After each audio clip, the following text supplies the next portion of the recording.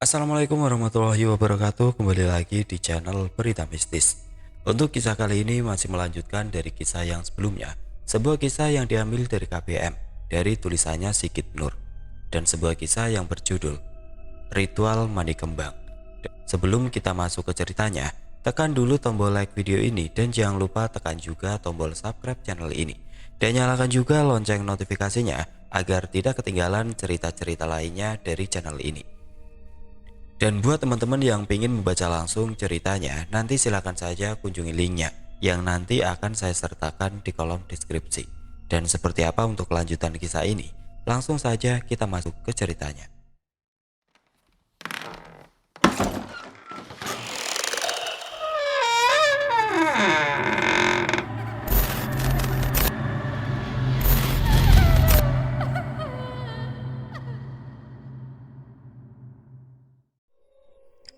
Saat Sekar sedang mengambil sandal di teras, dia dipanggil oleh seseorang. Gadis itu mendongak. Terlihat Haikal sedang berdiri di pintu masuk gerbang rumahnya. Laki-laki berjaket levis dan bercelana panjang itu tersenyum saat saling bertatapan dengan Sekar. Sapa Haikal sembari mendekati Sekar. Dia melangkah dengan kedua tangan dimasukkan ke saku jaket. Iya, Sekar menjawab lirih sambil menunduk. Dia bergeming dengan sendal masih dipegang. Jarak Sekar dan Haikal hanya terpaut 2 meter. Laki-laki itu berjongkok, lalu menatap Sekar yang masih tertunduk. Sekar yang melihat hal itu seketika mendongak, karena malu dengan ulahnya sendiri.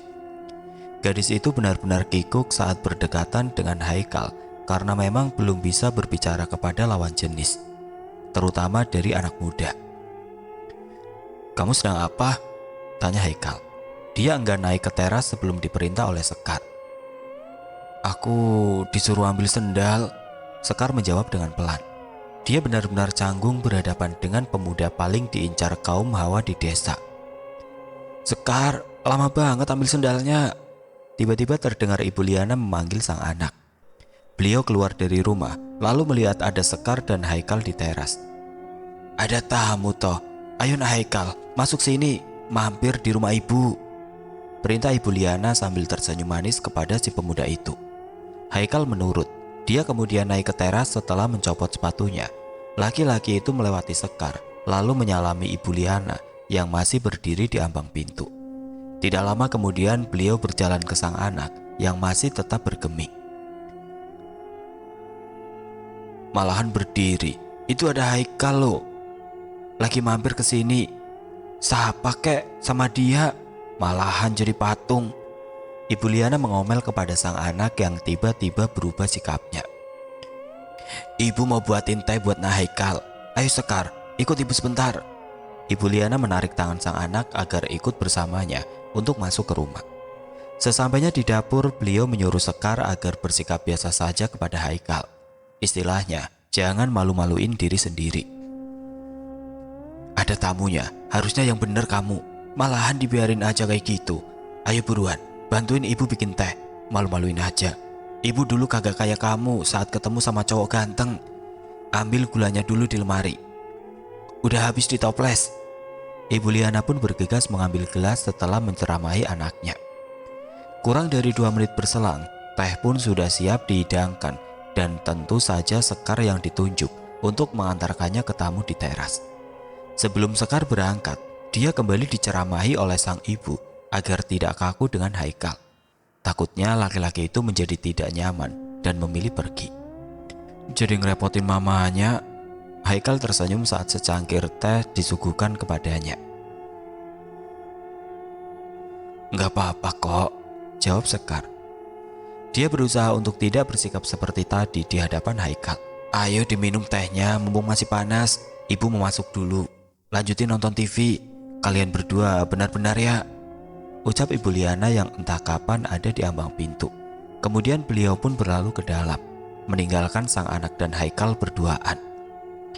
1,5 menit berlangsung, masih belum ada tanda-tanda pembicaraan. Sekar masih duduk dan diam, Haikal pun demikian.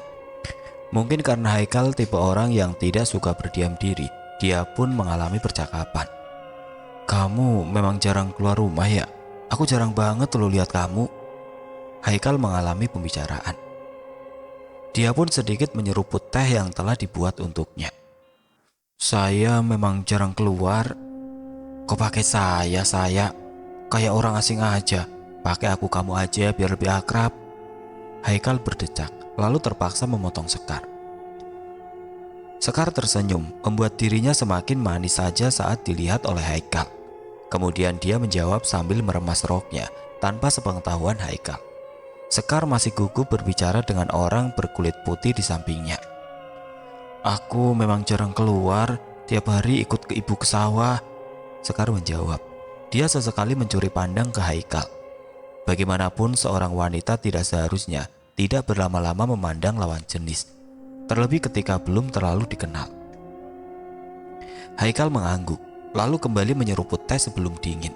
Tidak lama kemudian dia kembali menanyakan sesuatu kepada Sekar agar gadis itu menjadi terbiasa dengan dirinya, juga karena agar tidak terlalu membuat suasana semakin sepi.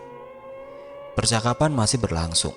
Haikal hanya sekedar menanyakan tentang hal-hal biasa yang dilakukan oleh Sekar, mulai dari kegiatan sehari-hari yang dilakukan sampai menanyakan tentang Arum yang akhir-akhir ini pulang selalu di atas jam 9:30. Haikal tahu karena dia beberapa kali melihat Arum jalan sendirian di tengah malam. Dari percakapan sederhana itulah Sekar mulai terbiasa dengan Haikal.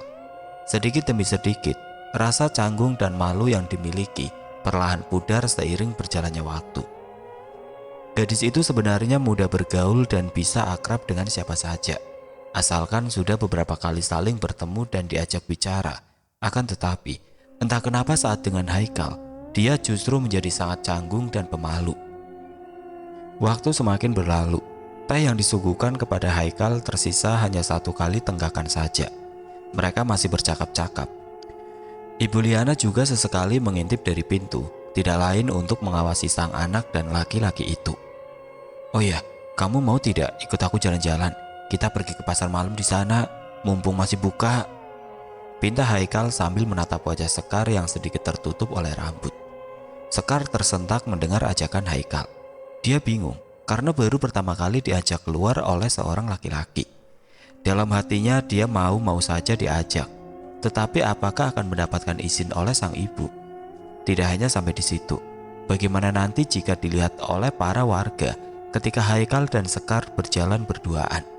Saat malam juga pasti akan menjadi masalah. Gimana? Mau nggak? Tenang aja, aku nggak bakal ngapa-ngapain. Haikal tersenyum di akhir ucapannya. Sekar belum menjawab.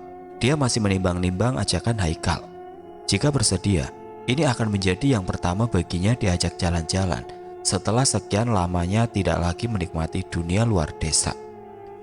Akan tetapi apakah akan mendapatkan izin dan besok-besok tidak akan tersiar kabar miring tentangnya? Sekar ragu, bingung dengan keputusan yang akan diambil. Aku nanya dulu sama ibu, ucap Sekar lembut sambil menunjuk ke arah pintu. Haikal mengangguk. Sekar pun beranjak dari kursi dan segera menghampiri sang ibu. Dalam hati kecilnya, dia sangat mengharapkan mendapatkan izin untuk bisa jalan-jalan.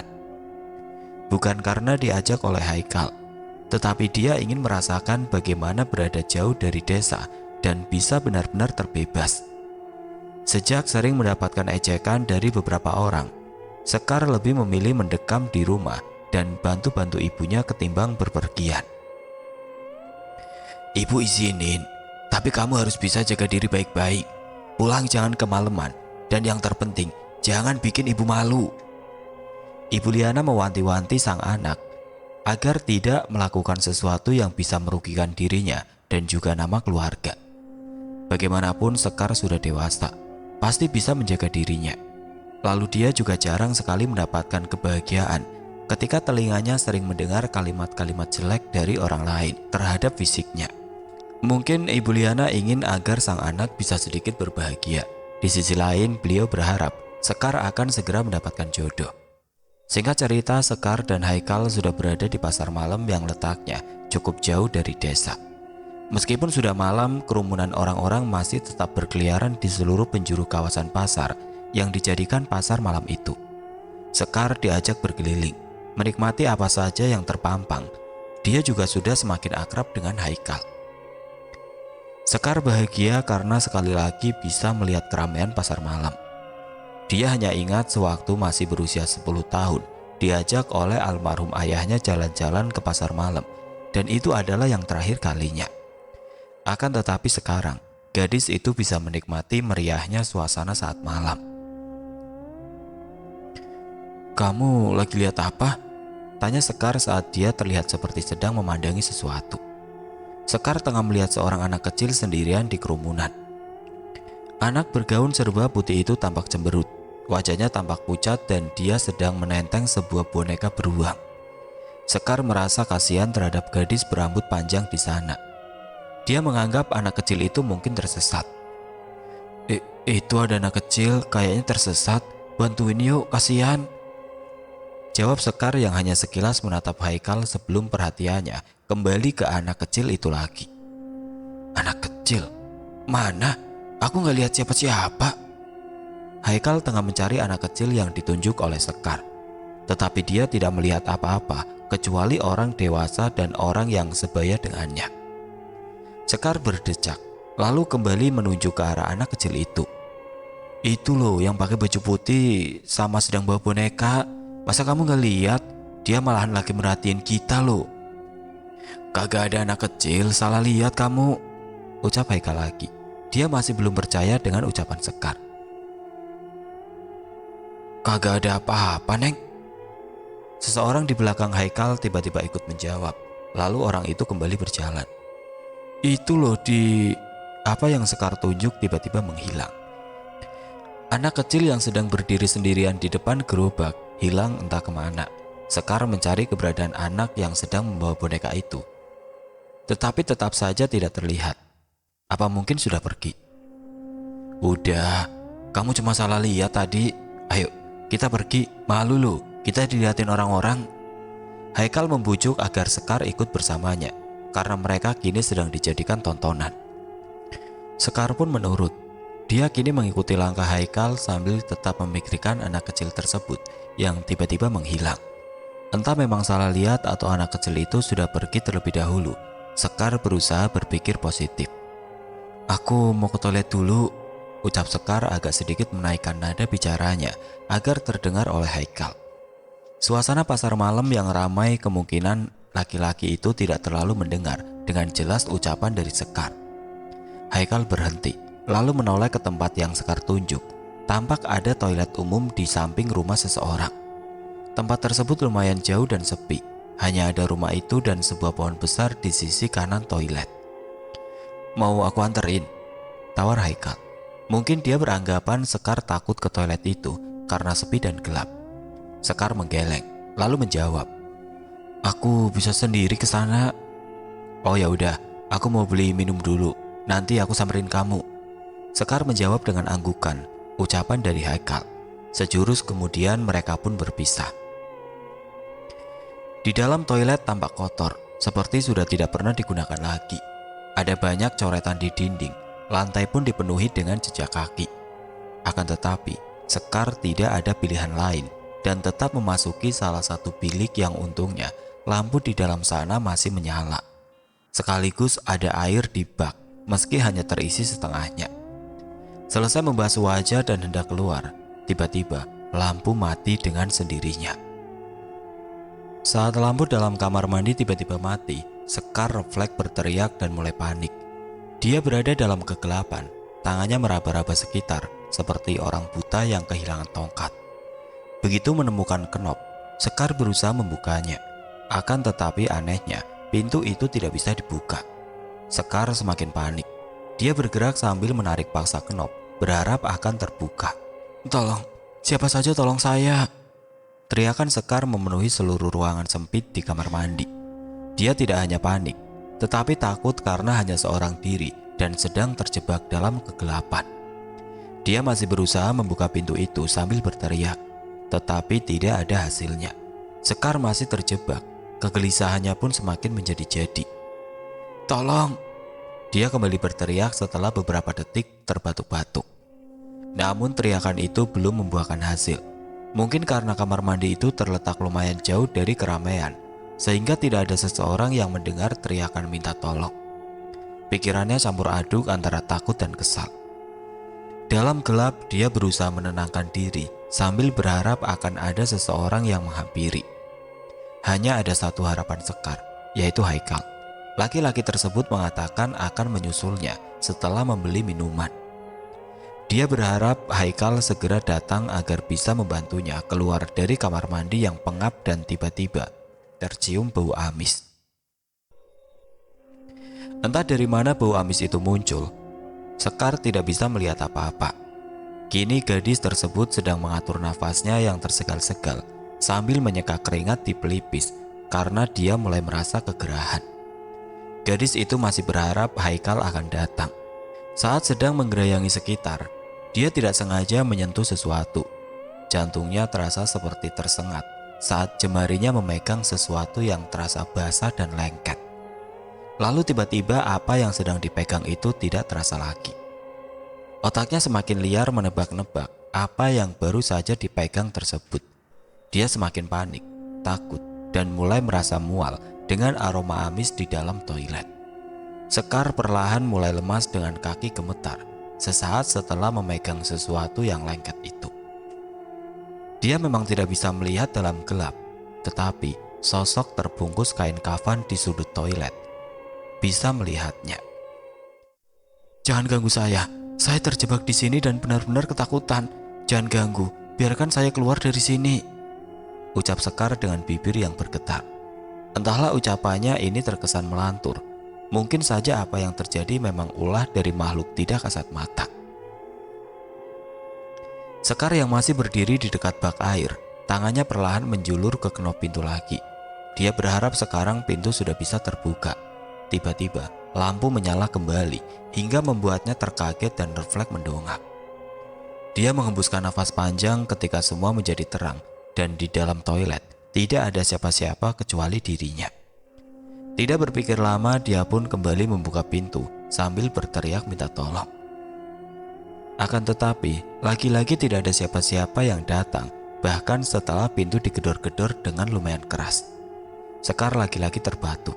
Dia berpaling dari pintu, tetapi tiba-tiba tampak sosok dengan wajah hitam berselimut darah tanpa mata dan dipenuhi dengan belatung di dalam pipi yang bolong muncul tepat di wajahnya. Sekar berteriak hebat. Dia kembali menoleh dan membuka pintu itu dan akhirnya terbuka. Gadis itu segera keluar, tetapi tiba-tiba menubruk seseorang. Punya mata apa kagak?" teriak seseorang perempuan muda yang ditabrak oleh Sekar. Untungnya orang tersebut tidak sampai terjatuh dan hanya mundur beberapa langkah. Maaf, saya tidak sengaja." Sekar tersentak saat menatap wajah orang yang ditabraknya itu. "Nita?" panggilnya kemudian. Perempuan itu menautkan kedua alis. Dia bingung dengan Sekar kenapa bisa tahu namanya. Perempuan berambut sebahu yang lebih tinggi dari Sekar menerawang gadis di hadapannya. Beberapa detik berselang, dia pun ikut terkejut dengan apa yang dilihat. "Kamu Sekar?" tanya perempuan itu sambil menatap orang yang tampak putih berseri di hadapannya. Sekar mengangguk. Perempuan yang bertanya itu adalah Nita, teman satu sekolah di SMA yang sering membuli fisiknya, bahkan hingga sekarang. Sekar merasa tidak percaya akan dipertemukan kembali dengan perempuan bermulut kotor itu, padahal dia berusaha untuk menghindari bertemu dengannya, karena pasti akan mendapatkan ejekan lagi. "Kagak mungkin, Sekar yang aku kenal itu hitam, dekil orangnya. Kamu beneran Sekar? Bisa beda banget ya," kata Nita. Lagi-lagi dia mengejek. Sekar masih merasa ketakutan saat terkunci di kamar mandi dan penampakan sosok menyeramkan itu. Akan tetapi sekarang satu masalah bertambah lagi dengan kehadiran Nita. Dia tidak menjawab ucapan dari perempuan muda di hadapannya. Lebih baik dia pergi. Namun saat Sekar hendak melewati Nita, perempuan yang selalu membuli itu justru mencengkram lengannya. Sekar seketika merasa sakit saat kuku panjang dan berkutek itu sengaja ditancapkan ke kulitnya. Dia berusaha melepaskan cengkeraman tangan Nita, tetapi tidak bisa. "Lepasin," perintah Sekar, masih berusaha melepaskan cengkeraman yang kian erat pada lengannya. "Kamu kenapa nabrak aku? Sekarang, kamu juga harus merasakan apa yang aku rasakan tadi. Aku tidak peduli kamu jadi putih. Bagiku, Sekar tetaplah wanita burik dan dekil." ucap Nita. Dia menarik paksa tangan Sekar agar masuk ke kamar mandi lagi. Sekar melawan, tetapi tenaganya sudah terkuras saat terjebak di dalam toilet beberapa menit yang lalu. Dia memohon agar dilepaskan, tetapi Nita tidak acuh. Perempuan tersebut tetap memaksa Sekar masuk bersama dirinya. Nasib tidak beruntung kembali menimpa Sekar, padahal dia berpikir bisa bersenang-senang di pasar malam. Saat terjadi masalah itu, tidak ada seorang pun yang datang untuk menolong Sekar. Mungkin karena jarak toilet dan kerumunan agak jauh, sehingga jarang orang yang melihat kamar mandi itu karena memang agak gelap dan mungkin saja tampak mengerikan. "Lepasin, Nit, aku mohon, biarkan aku pergi." Sekar masih mencoba melepaskan cengkeraman tangan dari Nita. Sekar berusaha melepaskan cengkeraman, sedangkan Nita sendiri semakin erat menggenggam lengan gadis itu, hingga terjadi sesuatu yang tidak terduga. Saat Sekar sekuat tenaga menarik tangannya, tiba-tiba Nita tertarik dan tidak sengaja tersandung kaki sendiri. Lalu dia menubruk bak mandi.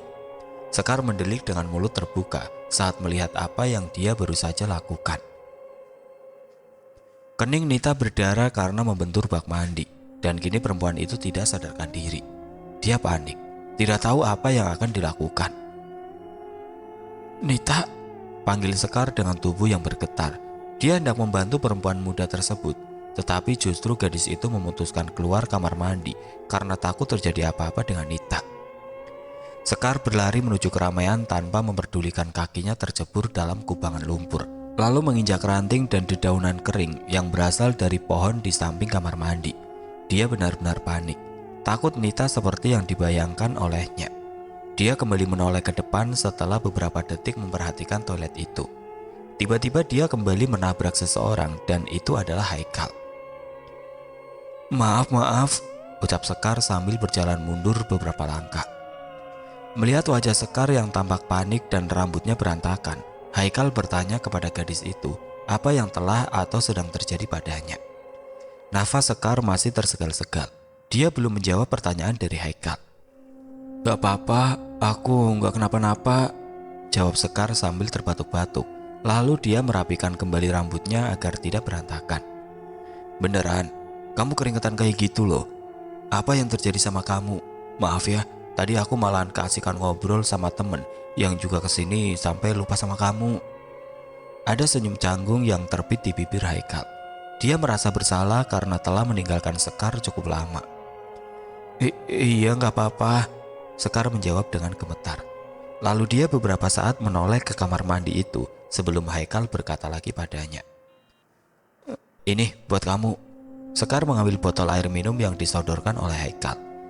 Tetapi dia tidak segera membuka dan meminumnya, justru hanya digenggam erat-erat botol tersebut. "Kamu beneran gak kenapa-napa?" tanya Haikal lagi. Wajah Sekar yang tampak panik itu semakin membuat Haikal penasaran terhadap gadis itu. Sekar hanya menggeleng, lalu dia berjalan melewati Haikal dan berusaha untuk terlihat tenang kembali. Meski akan membutuhkan waktu yang cukup lama, tidak lama kemudian Haikal pun menyusul ke gadis itu.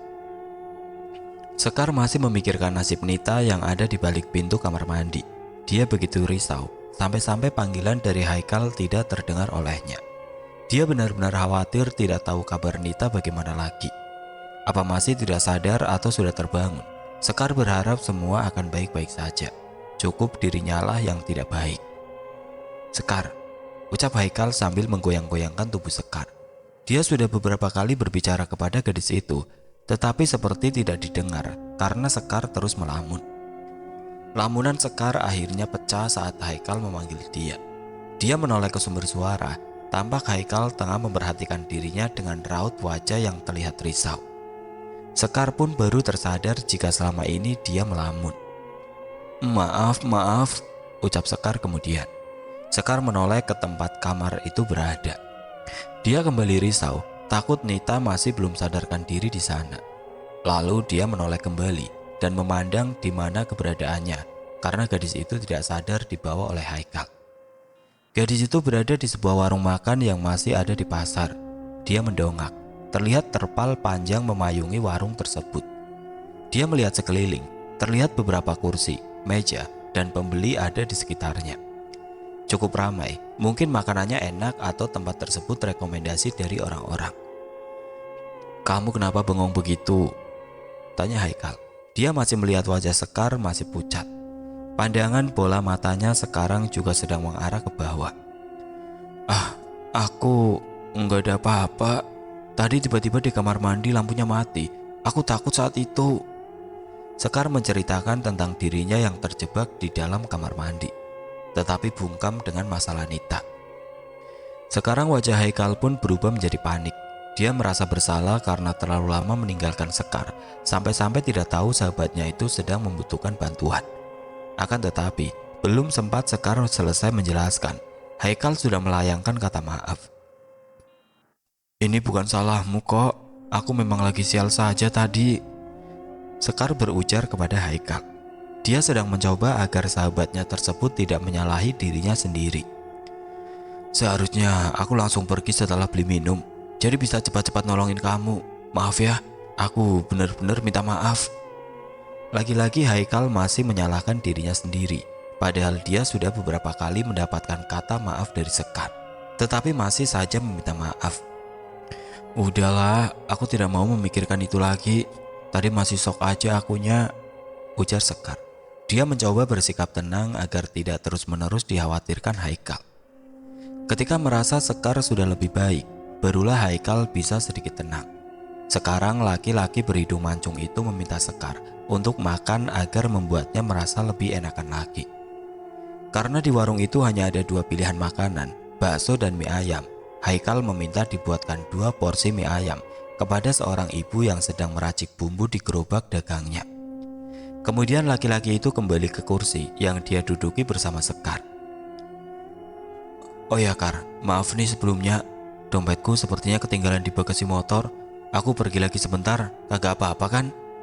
tanya Haikal setelah dia baru duduk beberapa detik. Haikal baru sadar jika tidak membawa dompet. Saat membeli minuman, dia merogoh saku belakang dan langsung menemukan selembar uang, sehingga tidak memeriksa lagi saku yang lain. Akan tetapi justru dia baru sadar lupa membawa dompet dan akan diambil di motor yang jaraknya lumayan jauh dari warung tersebut. "Terus minuman ini kamu belum bayar tadi?" tanya Sekar sembari menunjuk ke botol minuman yang kini sudah hampir setengah kosong isinya. "Enggak, itu tadi aku masih bawa uang di saku, jadi bisa kebayar. Aduh, moga sih ada di motor." Haikal menggaruk-garuk kepalanya. Dia kelimpungan jika sampai dompetnya justru tidak ada di motor ketika diperiksa. "Aku bawa uang sih, nanti makanan ini aku yang bayar saja," Sekar menjawab. Dia juga sedang berusaha membuat Haikal tidak panik lagi. "Aku cek sebentar, kamu gak apa-apa kan nunggu di sini dulu?" tanya Haikal lagi. Sekar menjawab dengan anggukan dan senyuman. Haikal pun segera beranjak sambil menggaruk-garuk belakang kepala. Meskipun tempat yang Sekar duduki sepi, di sekelilingnya lumayan ramai dengan orang-orang sedang makan sambil bersenda gurau dengan teman atau keluarganya. Gadis itu mulai sedikit tenang. Dia yakin Nita pasti akan baik-baik saja. "Ini Neng, pesanannya sudah datang," ucap ibu penjual itu seraya meletakkan 2 buah mangkok ke meja. Sekar menoleh ke mangkok berisi mie ayam, lalu mendongak ke arah si ibu penjual untuk sekedar mengucapkan terima kasih. Saat saling bertatapan, ibu itu sontak kaget ketika melihat Sekar di hadapannya. "Kamu?" tanya ibu bertubuh lumayan berisi itu. Beliau menunjuk ke arah Sekar sambil memandanginya.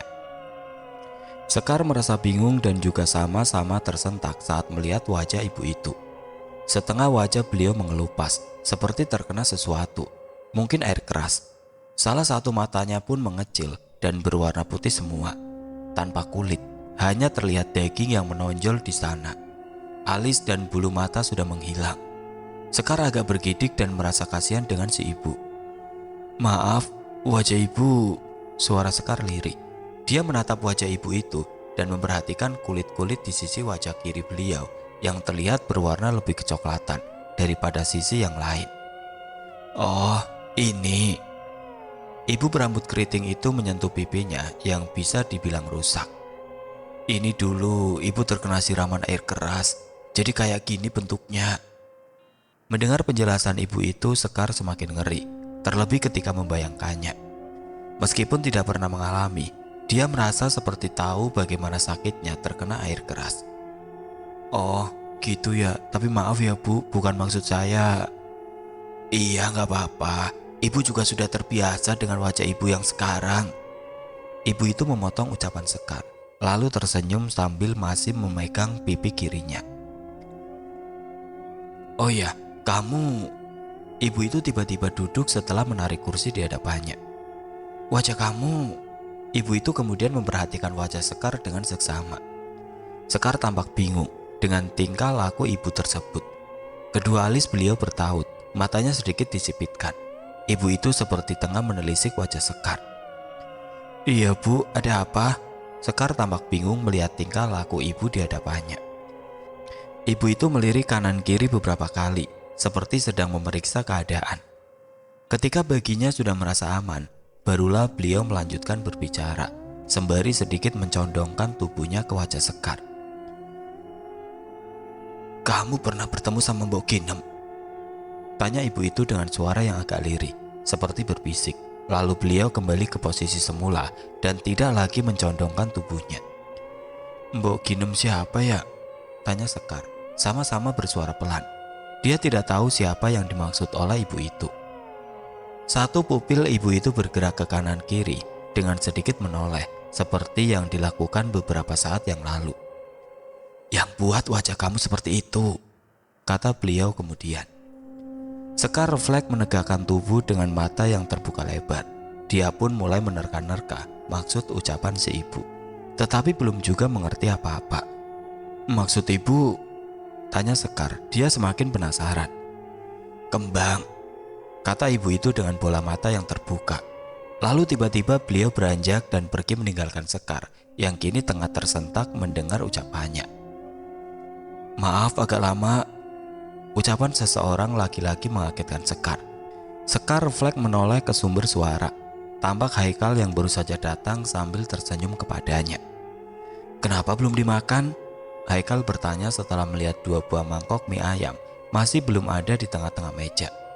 Fokus Sekar pun berganti ke mangkok itu. Dia hanya menjawab ucapan Haikal dengan senyuman sembari memperhatikan sahabatnya itu duduk. Kemudian Haikal meraih salah satu mangkok dan disodorkannya kepada Sekar. Gak harus nungguin aku segala, makan aja dulu. Kurang enak loh kalau udah mulai dingin, ujar Haikal sambil menggeser sisa mangkok yang ada di tengah meja ke arahnya. Sekar merasa penasaran dengan ibu itu, terlebih ketika menyebutkan kata kembang, dan dari tatapan beliau yang selalu memperhatikan gadis tersebut, dia sebenarnya ingin mencari informasi. Tetapi sayangnya si ibu sedang melayani para pembeli, dan terlebih lagi Haikal sudah datang. Setelah selesai makan, Sekar menyuruh Haikal untuk mengantarkannya pulang karena dia teringat pesan sang ibu agar tidak terlalu larut berada di luar. Entah kenapa juga, dia juga teringat dengan sang kakak dan ingin mengobrol panjang lebar dengannya.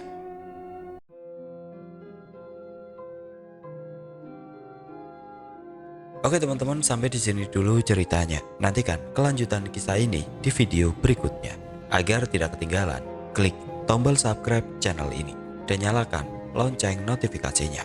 Wassalamualaikum warahmatullahi wabarakatuh.